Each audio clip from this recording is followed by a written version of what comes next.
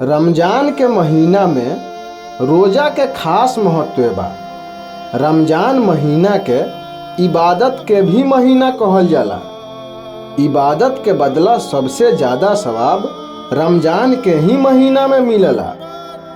रमजान के पूरा रोजा रहला से घर में अल्लाह के रहमत बरसेला।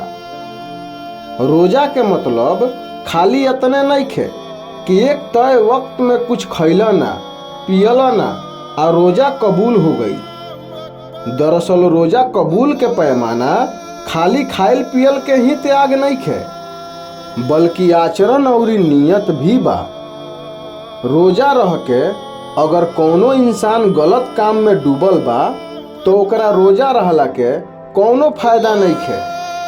गलत काम में खाली चोरी कईल, डकैती कईल, हत्या कईल, जुआ खेलल आ शराब पियल जैसन ही काम शामिल नइखे, बल्कि केहू के गलत नजर से देखल, पीठ पीछे बुराई कईल, जलन के भावना रखल, केहू के नुकसान के बारे में सोचल और ऐसन शब्द के इस्तेमाल कईल जौना से केहू के आहत होता तक शामिल बा।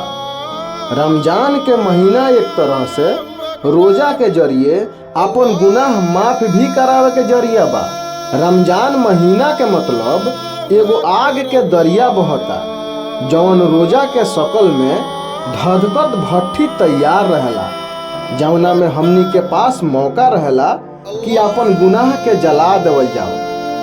केहू के प्रति भी अगर दिल में गलत भावना बा तो ओकरा के खत्म करे के पड़ेला। अगर ई लागता केहू के प्रति गलत काम कइले बाड़ो, ओकरा दिल पर चोट पहुँचैले बाड़ो, तो ओकरा से जाके माफी मांगे के पड़ी। ये सब के बदला अल्लाह अपना बंदा के सवाब में बढ़ोतरी कर दीहन। रमजान के महीना के बरकत के भी महीना कहल जाला। ये महीना में इबादत फर्ज बा। रमजान महीना में इबादत कइला से 70 गुना ज्यादा सवाब मिलेला।